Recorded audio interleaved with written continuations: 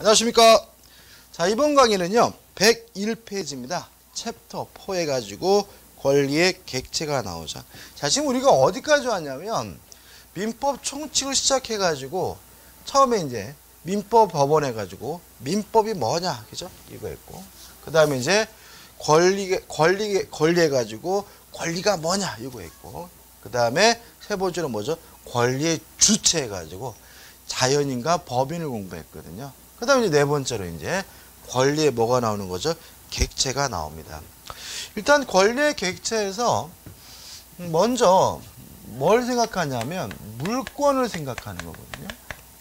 일단 물권이라는 권리는 뭐냐 하면 물건에 대한 권리가 물권이에요. 따라서 물권의 객체는 뭐가 되는 거죠? 원칙적으로 물건이 되는 거죠. 그래서 권리의 객체에서 처음에 무엇이 나오고 있습니까? 물건이 나오고요. 물건은 무슨 권리의 객체입니까? 물건의 객체가 되는 거죠. 자, 그럼 이를 물건에 의해 가지고 물건이 뭐냐에 대해서 우리 민법은 이렇게 정도 있죠. 유체물, 형체가 있는 유체물뿐만 아니라 관리가 가능하다면 무엇까지요? 자연력까지도 물건이 된다라고 규정을 두고 있습니다. 다시 말하면 토지나 건물, 책상, 의자처럼 눈에 보이는 유체물뿐만 아니라 뭐도요? 관리가 가능하다면 자연력도 뭐가 되죠? 물건이 되는 거죠. 이해를 돕기 위해서 한 가지 예를 들어볼까요? 자, 자취방입니다. 자취방인데 여기는 갑이 살고 있고 여기는 을이 살아요. 이게 중간에 뭐죠? 벽이 있겠죠. 이렇게 벽이 있는데 햇빛이 지글지글 일렁이는 뜨거운 여름날이었어요. 뜨거운 여름날인데 갑은 부채 살 돈도 없어가지고 빤스만 입고 허헉거리고 있고요. 을은 부모를 잘 만나가지고 요새 뭐죠? 금수저라 그러죠. 그죠? 에어컨 달아놓고 펑펑 틀면서 춥다고 뭐죠? 잠바를 입고 살고 있는 거죠. 근데 며칠 지나다 보니까 갑의 인생이 역같고 불공평한 것 같아요. 그래서 고민하다가 밤에 몰래 여기다가 구멍을 뚫었어요. 구멍을 뚫었더니 싱싱싱 냉기가 뭐죠? 새어 나온단 말이죠. 무슨 죄인가요? 갑이 지금 을한테 뭘 훔치고 있죠? 냉기를 훔치고 있죠. 냉기가 만약에 물건으로 평가된다면 이건 뭐가 되겠어요? 절도가 되겠죠. 그러면 냉기는 물건인가요? 아닌가요? 물건이겠죠. 왜냐하면 관리가 가능하다면 자연력도 뭐죠? 물건이에요. 따라서 여기서 말하는 자연력은 뭐냐면 냉기, 온기, 전기 등을 말하는 거죠.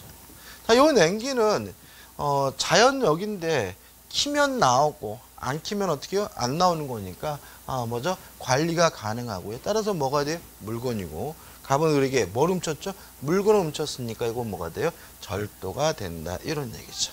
그죠? 그 다음에 이제 기존 내용 보시면 1번 물건은 관리가 가능해야 된다. 2번 물건은 외계 일부여야 한다. 따라서 1. 신체는 물건이 아니지만 신체로부터 분리된 신체는 뭐죠? 물건이겠죠. 예를 들어서 머리카락은 물건이 아니에요, 그죠? 자르면 뭐로 바뀌어요? 물건으로. 손톱도 뭐가 아니에요? 물건이 아니에요? 자르면 뭐로 바뀌어요? 물건으로 바뀌죠. 근데 제 팔도 뭐가 아닙니까? 물건이 아닙니다. 근데 잘리면 뭐로 바뀝니까? 물건으로 바뀐다, 이런 얘기고. 그 다음에 2번 시체는 물건인가에 관한 학설의 대립이 나오는데, 일단 우리 민법 3조는 권리 능력은 생존하는 동안 인정됩니다. 따라서 사망하게 되면 시신이 되고요, 시체가 되고요, 뭐가 없습니까? 권리 능력이 없는 거죠. 따라서 통솔과 판례는 요 시체도 뭐가 되죠? 물건으로 봅니다. 그래서 넘겨보시면 가 특수 소유권설 해가지고 시체도 뭐입니까? 물건이긴 한데 일반적인 물건과 달리 자유롭게 양도할 수 없는 특수한 물건으로 이해하는 것이 통솔의 견해인 거죠. 넘겨보시면 3번 물건은 배타적 지배와 관계상 독립성을 가질 것 해가지고 나와 있는데, 요것 때문에 뭐가 인정되냐면 일물 일권주의, 한 개의 물건에는 한 개의 권리만이 인정된다는 것이 나타나게 되는데, 일단은 중요하진 않고요. 우리가 나중에 물권법 할 때 좀 다시 한번 다뤄야 돼요. 그 다음에 2번 물건의 분류, 이건 용어 정리죠. 1. 단일물, 한 개죠. 한 가지 물건. 합성물, 집합물. 다시 말하면 여러 개가 결합돼 가지고 독립성, 개성이 없어지면 뭐가 돼요? 합성물이고, 여러 개가 결합이 되어 있긴 한데 독립성이 인정된다면 뭐가 돼요? 집합물인 거죠. 이 정도고, 우측에 상단에 있는 관련 판례는 뱀장어 사건인데 이것도 물권법에서 관련본에서 볼 거예요. 2번 거래 능력의 유무에 의한 분류에서 거래할 수 있으면 뭐죠? 융통물. 거래할 수 없으면 뭐가 돼요? 불융통물이 되는데, 이번에 가지고 불융통물이 공용물, 공공용물, 금제물 세 가지로 나눠져. 자, 공용물은 뭐냐면 국가나 지방자치단체가 사용하는 국가재산을 말합니다.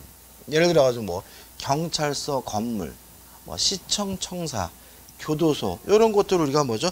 공용물이라고 하고요. 거래가 일반적으로 금지가 되죠. 그 다음에 공공용물이라는 것은 뭐냐면 국가재산이긴 하지만 일반 대중이, 일반 공중이 사용하는 물건을 말하고요. 가장 대표적인 것이 뭐냐면 공중화장실입니다. 예를 들어서 공중화장실이 있어요. 그것이 국유재산이라 하더라도 누가 쓰는 거죠? 일반 국민들이 쓰는 거니까 공공용물이고요. 또 뭐가 있을까요? 뭐 박물관, 그죠? 또 아니면 뭐가 있어요? 뭐 공원, 이런 것들은 공공용물로 포함되는 거죠. 금제물, 이건 아예 뭐예요? 거래가 불가능할 뿐만 아니라 소지 자체가 금지가 되는 물건 우리가 금제물이라고 하고요. 뭐 아편, 흡식기 이런 것들 생각하시면 쉽게 이해가 되겠죠. 그 다음 하단에 보시면 이제 3. 육통물은 다음에 네 가지로 구분된다 해가지고 1. 거래 관념에 의한 분류, 대체물, 부대체물. 2. 당사자의 주관적 기준에 의한 분류, 특정물, 불특정물. 자, 이런 문제입니다. 토지나 건물은 세상에 똑같은 토지가 없죠. 이런 것들은 다른 물건과 대체할 수가 없으니까 이거 우리가 뭐죠? 부대체물이라고 해요. 근데 소나타 자동차, 그러면 소나타 자동차는 세상에 똑같은 물건이 많기 때문에 이건 당연히 뭐죠? 대체물이고 불특정물인데, 만약에 당사자의 주관에 의해서 요 소나타라고 지정이 되면, 특정이 되면 더 이상 똑같은 물건이 존재하지 않는데 이걸 우리가 뭐죠? 특정물이라고 한다 이거죠. 다시 말하면 대체물이나 부대체물은 거래 관념에 의해서 객관적 성질을 가지고 다른 것과 바꿀 수가 있느냐 없느냐 이렇게 따지는 거고요. 특정물과 불특정물은 주관적 의사, 상대방의 당사자의 의사에 의해서 바꿀 수 없는 물건으로 바뀌게 되면 뭐가 되죠? 불특정물로 되는 거죠. 넘겨보시면 이제 3번에서 분할의 유무에 의한 분류에서 가분물, 뭐죠? 분할이 가능한 물건. 불가분물, 분할이 불가능한 물건이고요. 4번 반복 사용 여부에 따라서 한 번 쓰게 되면 없어지면 뭐죠? 소비물이고, 한 번 쓰더라도 계속 쓸 수 있는 것은 뭐죠? 비소비물이죠. 여기 뭐죠? 용어적인 겁니다. 그죠?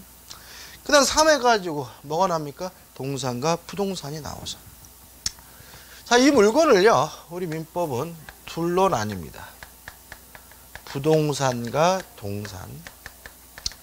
부동산이 뭐냐면요, 토지 및 그 정착물이 부동산이다 이렇게 나와 있고, 동산은 뭐냐면요, 부동산 이외의 물건인 거죠. 따라서 부동산이 아니면 다 뭐가 돼요? 동산이 되고요. 따라서 관리 가능한 자연력도 물건이기 때문에 부동산 아니면 뭐예요? 동산이어야 되므로 얘는 뭐로 들어오는 거죠? 동산으로 들어오게 됨을 주의하시기 바라고요. 여기서 좀 연습을 좀 해야 되겠더라고요. 그냥 이렇게만 하고 넘어가면 나중에 질문도 많이 하시고 별거 아닌데도 불구하고 어려워하시는 분들이 많아져서 말씀을 드리면 계속 보죠. 토지입니다. 토지는 물론 뭐죠? 부동산이죠. 왜요? 토지 및 그 정착물이 뭐죠? 부동산이니까요. 건물입니다. 건물도 뭐죠? 부동산이죠. 왜냐하면 이 건물은 토지에 뭐가 되어 있어요? 정착되어 있기 때문에. 주의할 점은 우리 민법은 토지와 건물이 부동산이라고 하고 있지 않습니다. 토지 및 그 정착물이 뭐예요? 부동산인 겁니다. 따라서 건물이 부동산인 이유는 토지에 정착되어 있기 때문에 부동산이거든요. 따라서 일반적으로 컨테이너 하우스 같은 경우에는 부동산이 아닙니다. 왜요? 컨테이너 하우스는 지게차로 뭐 할 수 있어요? 들 수가 있죠. 다시 말하면 토지에 정착되지 않은 것이기 때문에 동산으로 평가된다는 거 주의하시고요. 이 건물 앞에요. 우물이 있어요. 우물은 뭐죠? 부동산입니다. 토지에 뭐가 되어 있어요? 정착되어 있으니까요. 담이 있습니다. 담, 부동산입니다. 왜요? 토지에 뭐가 되어 있어요? 정착되어 있으니까요. 감 잡히시나요? 저 담벼락 밑에 옆에 나무가 자라고 있어요. 수목은 부동산입니다. 토지에 뭐가 되어 있어요? 정착되어 있으니까요. 나무를 지났더니 배추밭이 있고 배추밭에 배추가 막 자라고 있어요. 요 배추밭에 배추도 부동산입니다. 토지에 뭐가 되어 있어요? 정착되어 있기 때문에. 배추밭을 지났더니 민들레꽃이 펴 있네요. 잡초가 자라고 있어요. 부동산입니다. 토지에 뭐가 되어 있어요? 정착되어 있으니까요. 감 나오시나요? 감이 잡히시나요? 요 나무가요, 사과나무인데 사과나무에 사과가 열려 있어요. 그러면 요 사과나무의 사과도 뭐예요? 부동산인 거예요. 왜요? 토지에 뭐가 되어 있어요? 정착되어 있기 때문에요. 그래서 우리가 공부하실 때 농작물 하면 동산으로 생각하시면 안 됩니다. 농작물은 뭐죠? 부동산이에요. 또 미분리 과실 그러면 안 딴 사과잖아요. 따라서 이것도 뭐가 되는 거죠? 부동산인 거죠. 그래서 여기서 핀트가 어긋나시는 것 같아요. 그죠? 다시 말하면 배추밭에 배추는 토지에 정착되어 있기 때문에 뭐죠? 부동산입니다. 따라서 우리 민법에서 일반적으로 농작물이라 하면 뭐로 평가돼요? 부동산으로 평가됨을 주의하시기 바라고, 사과나무의 사과도 뭐예요? 부동산입니다. 왜요? 토지에 뭐가 되어 있어요? 정착되어 있기 때문에요. 따라서 나무를 자르면 이제 이 나무는 동산으로 바뀌게 되고요. 사과를 따면 뭐로 바뀌어요? 동산으로 바뀌게 되고요. 배추밭에 배추를 뽑으면 이제 뭐로 바뀌냐면 동산으로 바뀌게 된다는 거 좀 생각하시고 이해해 두시기 바랍니다. 자, 좌측, 우측부터 이제 뭐가 나와요? 부동산에 대한 내용들이 나오는데 뭐 특별한 건 없어요. 이것도 그냥 지나갑니다. 왜냐하면 필요한 것은 물권법에 볼 거니까요. 1번 입법 내 토지와 건물을 별개의 부동산으로 볼 것이냐 아니면 단일한 부동산으로 볼 것인가, 이 문제에 대해서 다른 나라는 어쩌고저쩌고 나와 있지만 우리나라는 토지와 건물을 별개의 부동산으로 봅니다. 따라서 토지 등기부와 건물 등기부를 따로 마련하고 있고요. 2번 토지의 개수가 나오는데 원래 토지는 물리적으로 다 뭐가 되어 있는 거예요? 붙어 있는 겁니다. 그죠? 따라서 하나인 거죠. 그죠? 다만 지적법에 따라서 땅이 나뉘면, 분필되면 그 분필된 토지가 한 개의 토지, 한 필의 토지가 됨을 주의하시기 바라고요. 그 다음에 3번 부동산 중에서 토지 일부로서 토지에 함께 되는 거래되는 것 해가지고 뭐 포장이나 교량, 담 등은 토지에 정착돼서 어떻게 해요? 부동산이지만 토지의 일부이기 때문에 토지를 팔면 함께 먼저 이전되게 되고요. 그죠? 나중에 또 배우는데 토지 소유권은요, 땅 속으로도 미치고 땅 위로도 미쳐요. 일단 무제한일 수는 없기 때문에 우리 민법은 정당한 이익이 미치는 범위에서 토지의 상하에 미친다라고 하고 있거든요. 따라서 요 정당한 이익이 미치는 범위 내라면 땅 속에 있는 것도 뭐죠? 땅 주인 거예요.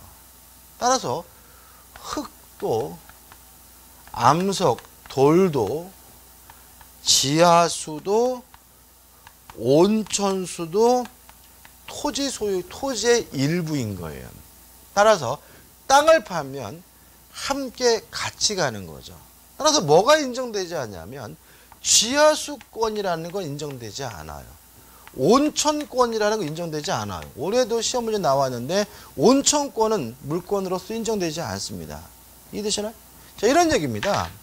제가 아파트에 대한 소유권이 있으면 그 아파트 안에는 안방도 있고 화장실도 있고 건너방도 있지만 화장실권 이런 건 인정되지 않죠. 안방권 이런 건 인정되지 않죠. 왜냐하면 그 안방이다 화장실이다 건너방이라는 것은 그 건물을 구성하고 있는 뭐예요? 구성분자 일부분이기 때문에요. 마찬가지예요. 안방권, 화장실권이 없는 것처럼 지하수권도 없고 온천수권도 없는 겁니다. 왜냐하면 지하수, 온천은 토지를 구성하고 있는 뭐예요? 구성분자이기 때문에 그런 거죠. 다만 예외적으로, 다만 땅 속에 있는 것 중에 빠지는 것은 미채굴, 광물만은 제외됩니다.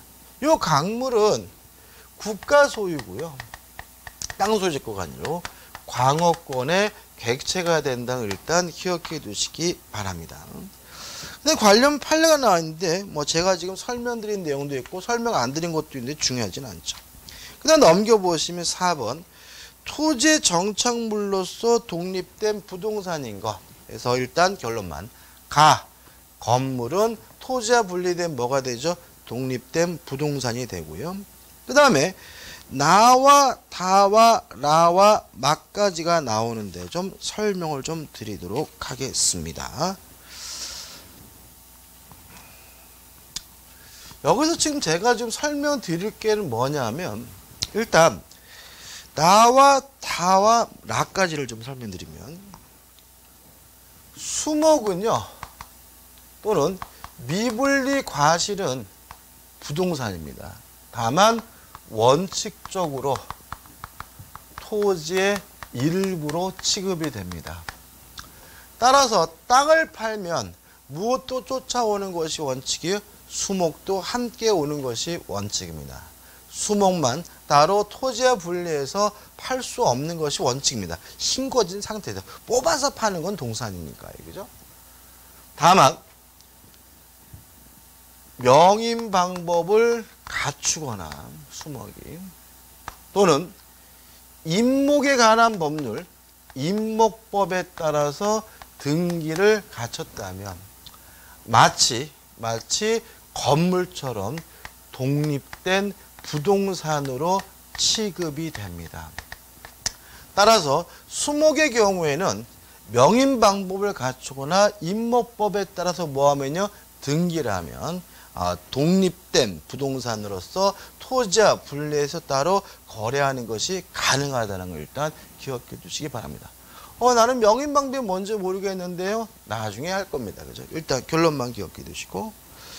그 다음에 이제 마번해가지고 이제 농작물이 나오는데 여기서 이제 우리가 먼저 나중에 자세히 봐야 되는데 정리할 게 있어요. 부합이라는 개념을 좀 아실 필요가 있습니다.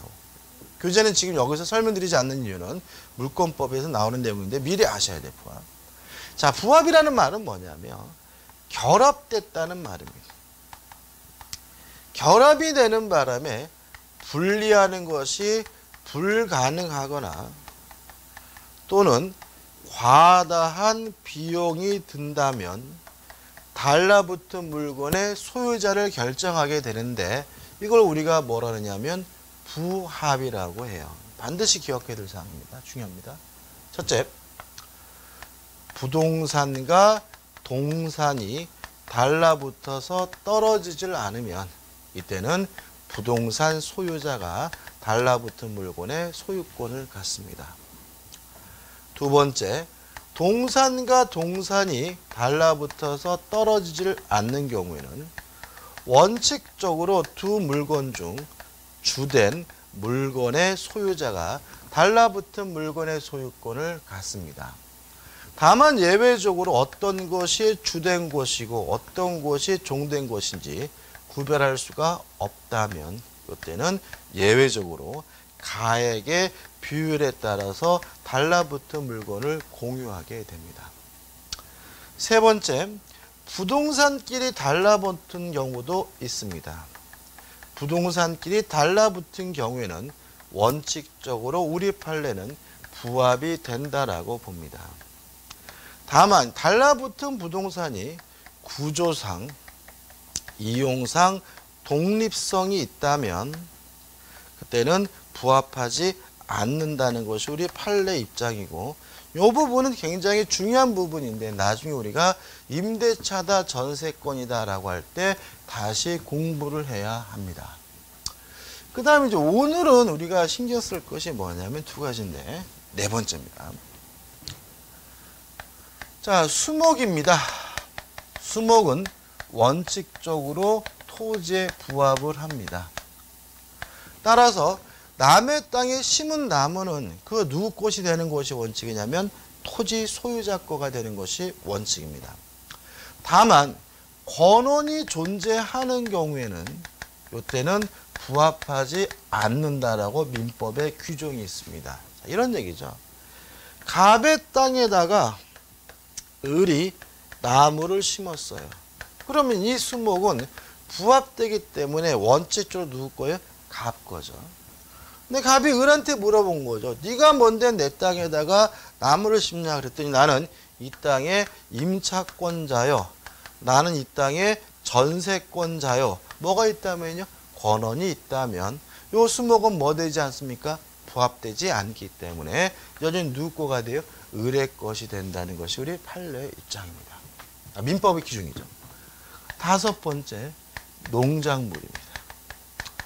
농작물에 대해서 우리 판례는 확고합니다. 부합되지 않는다는 것이 우리 판례 입장입니다.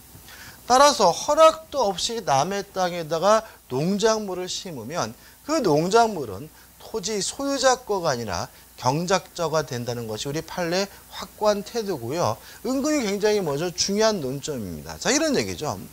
제가 땅을 가지고 있는데 제 땅에다 누가 허락도 없이 배추를 심어놨어요. 그럼 그 배추는 땅 주인 저의 것이 아니라 심은 동네 할머니 거란 얘기죠. 따라서 제가 열받아가지고 그 배추를 갈아 엎어버렸어요. 그러면 남의 물건을 망가뜨린 거기 때문에 손괴죄로 처벌받습니다. 왜냐하면 그 배추는 제 게 아니라 그 동네 할머니 거지가 되니까. 의외로 분쟁이 굉장히 많은 부분이고요.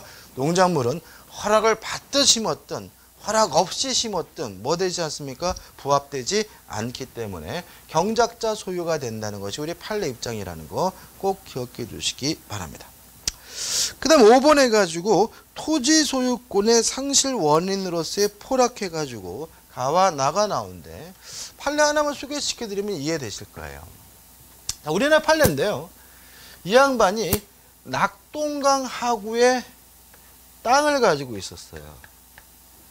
근데 이게 뭐죠? 하구니까 바다도 접하고 강물도 정하는 거죠. 근데 이 땅이 자꾸 바닷물 강물에 쓸려 내려가요. 이거 우리가 포락이라고 합니다. 개먹었다고 하거든요.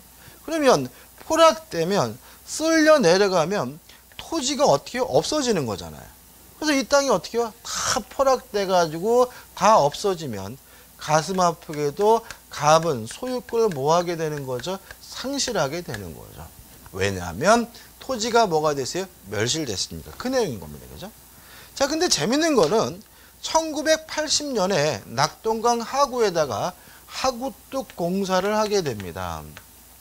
하구뚝 공사를 하게 되니까 물 흐름이 바뀌어가지고 없던 땅에 다시 이렇게 꾸물꾸물 기어 나오게 됐어요. 이렇게 기어 나왔을 때 기존의 갑의 소유권을 회복하느냐 요 문제에 대해서 우리 판례는 아니라는 입장입니다. 왜냐하면 이 땅이 없어지는 순간 갑의 소유권은 절대적으로 소멸됐다는 거죠. 따라서 나중에 생긴 땅은 새로운 땅은 없던 땅이 새롭게 생긴 것이니까 무주의 토지로서 주인 없는 토지로서 국가 소유가 되는 것이지 기존의 소유자인 갑이 소유권을 회복하는 것은 아니라는 것이 우리 판례 입장이라는 거 꼭 기억해 두시기 바랍니다. 그 다음에 4번 주물과 종물 해가지고 백조가 나오죠. 그죠? 자, 예를 들어서 좀 설명을 드릴게요. 예를 들어서 자동차가 있습니다. 자동차가 있는데 이 자동차에 뭐가 있냐면 타이어가 달려 있어요.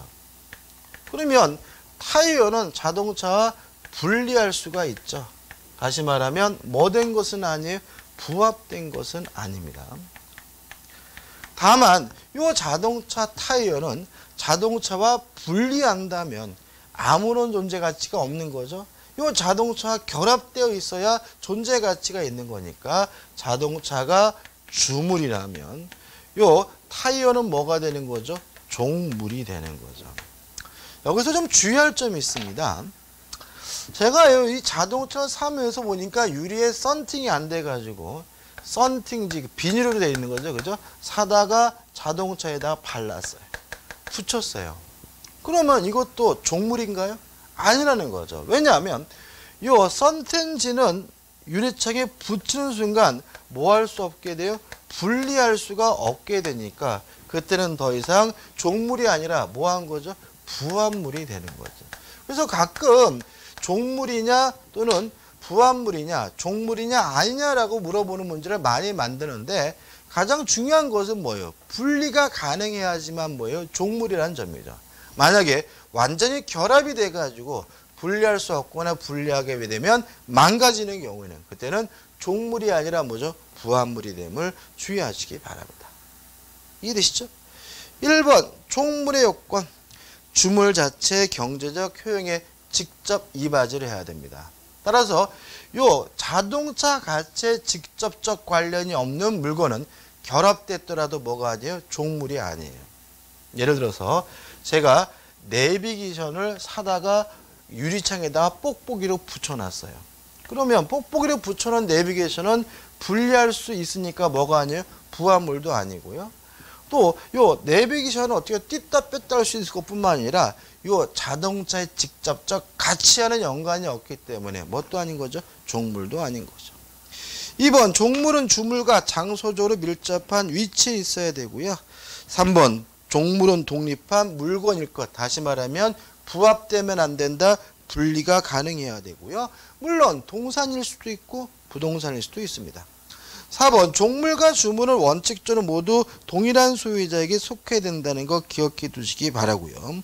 2번 판례가 종물로 인정한 것 해가지고 쭉 나누는데 한번 읽어보시고 외울 건 아니고 주의하실 것은 넘겨보시면 비교 판례 해가지고 주유소 유류 저장 탱크는 뭐가 아니죠? 종물이 아니죠. 왜요? 땅속에 있는 유류 저장 탱크는 분리할 수가 없죠.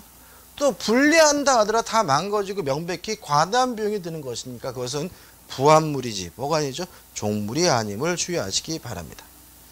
그 다음에 3번 종물은 뭐일 수도 있어요? 부동산일 수도 있어요. 그래서 예를 들어 가지고 횟집이 있는데 횟집 앞에다가 수족관을 이렇게 정착되게 만들었어요. 그럼 이건 뭐예요? 부동산인데 문제는 이 수족관은 뭐가요? 횟집이 있어야지만 존재 가치가 있는 거죠. 횟집이 없이 수족관만 있으면 아무런 존재 가치가 없는 것이니까 수족관도 뭐가 되는 거죠? 종물이 된다는 거 주의하시기 바라고요. 3번 종물의 효과. 종물은 주물의 처분에 따릅니다. 다시 말하면 자동차를 팔면 타이어도 쫓아가는 것이 원칙이지만 주의하실 것은 2번 임의규정입니다. 따라서 특약으로서 타이어를 빼고 자동차만 파는 것도 가능할 수 있음을 주의하시기 바랍니다. 그 다음에 5번 해가지고 뭐가 나옵니까? 과실이 나오죠. 실제로 이 과실의 경우에는 우리가 물권법에서 자세하게 공부하게 되는데 특히 점유권에서 자세히 봐야 되는데 일단 개념입니다. 과실이 뭐냐? 말이 복잡한데 우리는 쉽게 이해하시면 돼요.